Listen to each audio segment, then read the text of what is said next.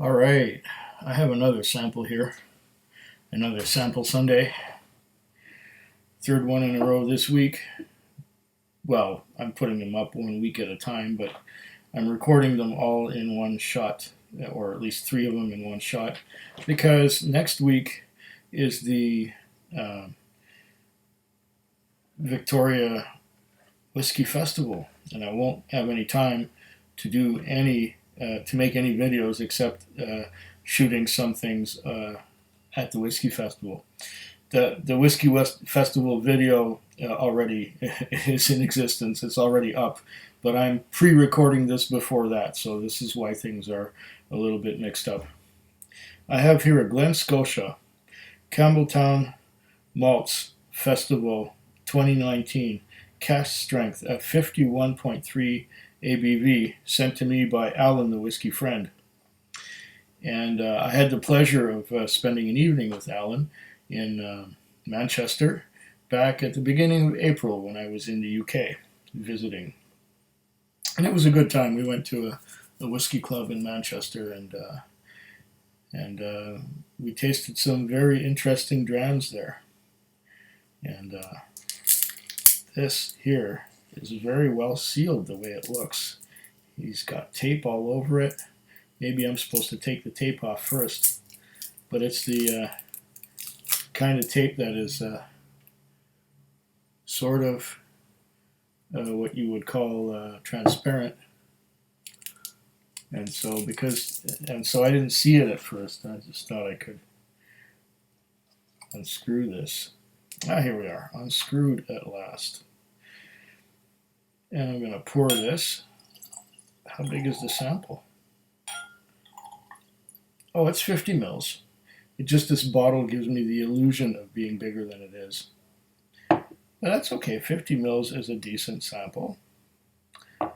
And you can tell right away that it is high ABV because all the bubbles are around the ring, around the whiskey on the glass. 51.3%. Wow.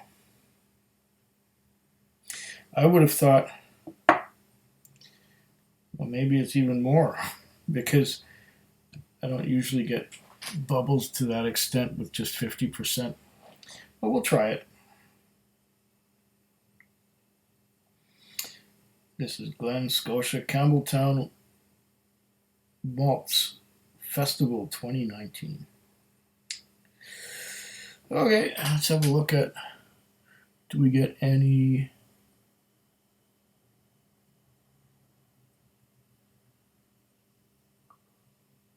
yeah, we got some legs happening there.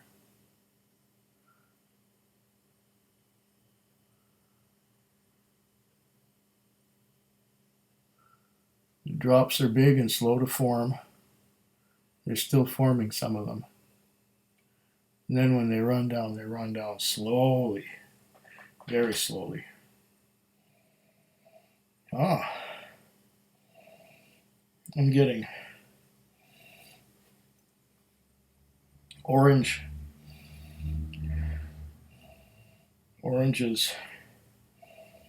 wood planings.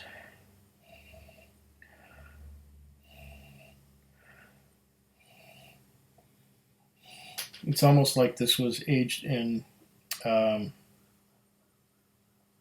or finished in virgin oak.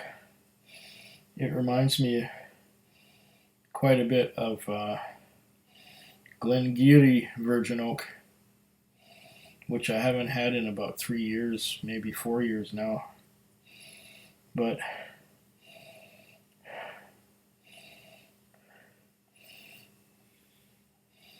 virgin oak and orange.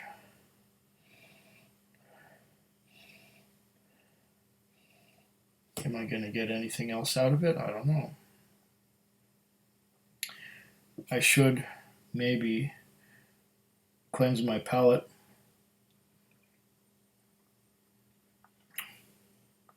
From the last one I had, which was a blend by Mark Kaufman with the whiskey whistle. At first,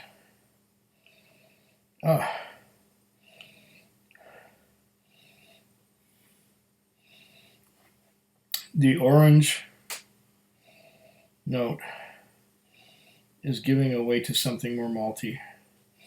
And yes, I'm getting wood spice. It's like a virgin oak.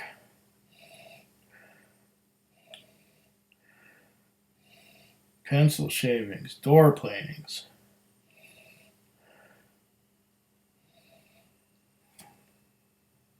Am I getting much else? Is this a young whiskey? It doesn't have an age statement on it. So it's probably quite young.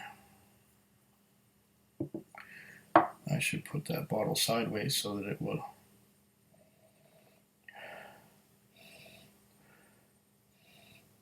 drain.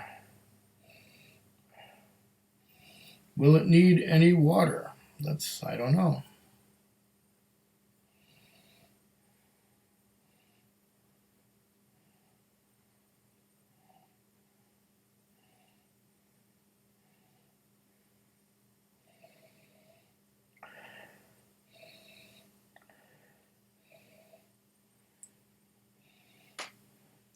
Now I'm getting something funky creeping in there. There seems to be a citrus note, a lemon lime citrus note.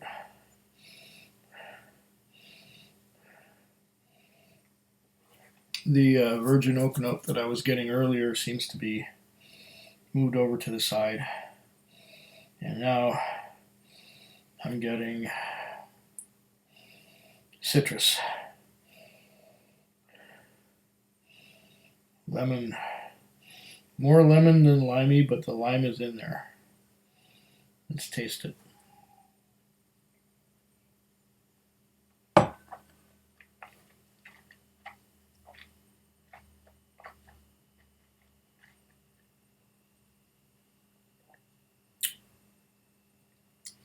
Mm. Mm.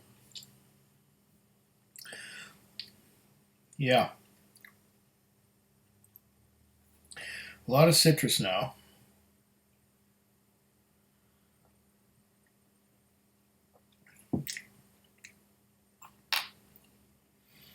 Do a second sip.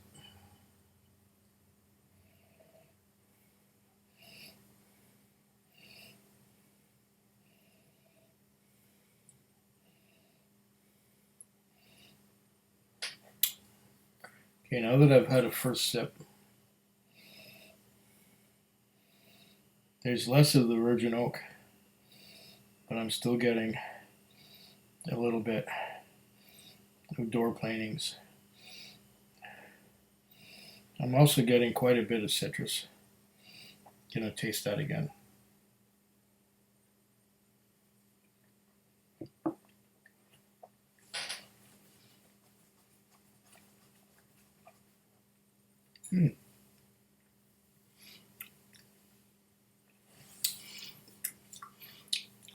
Slippery alkaline mouthfeel. Very slippery.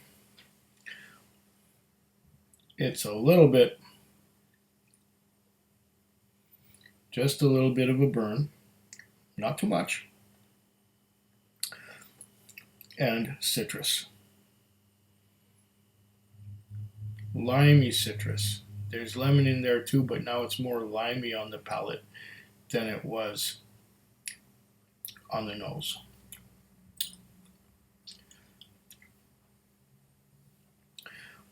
The citrus is fading.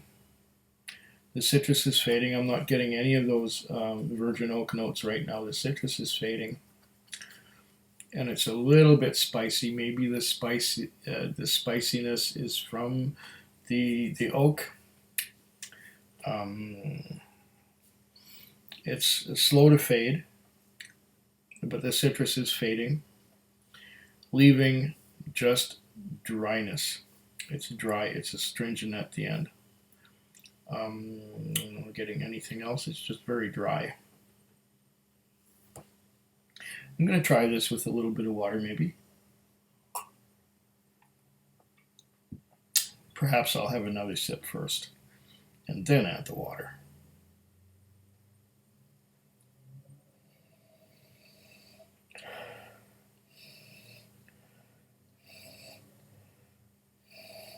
probably quite young.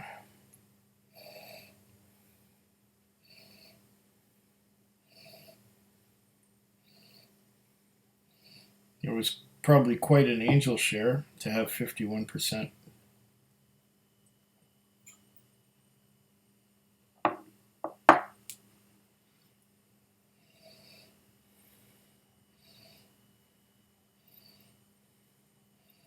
Yeah, getting citrus again on the nose. Less of those woody notes. Less of those virgin oak notes. I wonder what kind of cask it was aged in. If it wasn't aged in virgin oak, it was finished in it. Curious.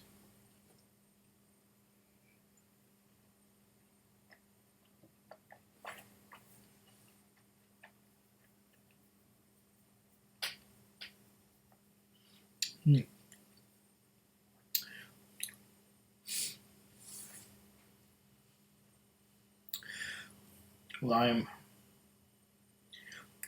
Lime, citrus. Lime, citrus. And it doesn't have any of those tarry creosote notes that you'd get in something like a Lafroig or an Art Beg. It just kind of, I guess that's the Campbeltown funk. That gives me that citrus note, the same citrus note that I get from peat. But I'm getting the citrus note without the peat. Just the citrus note. And that citrus note just fades slowly into the background, leaving a dry, astringent feeling on my tongue and coating the mouth. And that's more or less what I got from this. I did not add water yet, did I? It's time. Add some water. I think that was a generous little bit of water, but it was at 51.3, so if I brought it down to 45, even 43, that would be fine. Let's try that.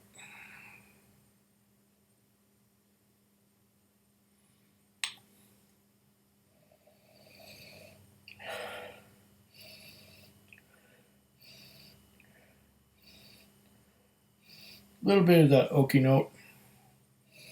Not very much. Now,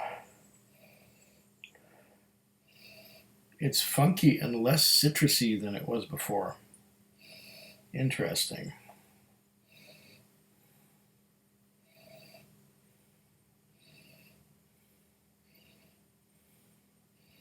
The citrus is not so in your face. Getting a little bit of a malty note along with the lessened citrus.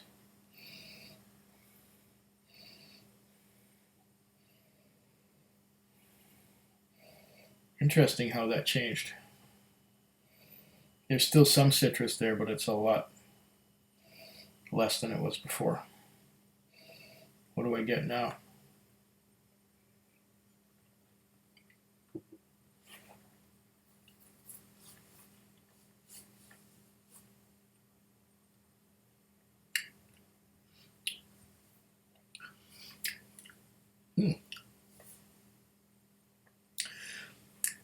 The citrus has really faded.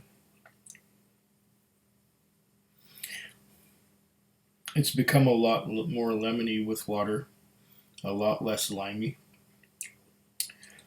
Like before, it fades. It fades to something very dry and astringent.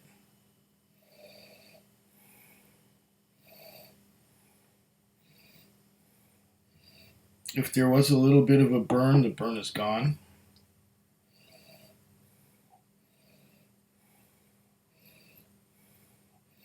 But so are a lot of the citrus characteristics that I enjoyed before. It's more lemony and less limey. again.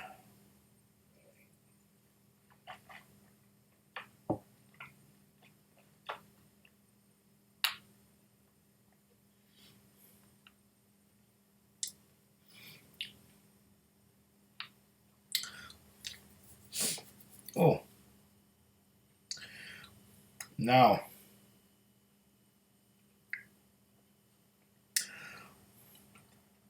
I'm getting a peaty, briny funk towards the end of that. Peaty and briny, or should we say funky and briny, not really peaty. Funky and briny, little bit of citrus notes in there. The citrus kind of shows up and disappears, and leaving a long, dry finish. This was a pleasure. Thank you, Alan, for making this available to me. And sláinte. Foodquig. Foodquig. Foodquig. Foodquig. Foodquig. Yeah.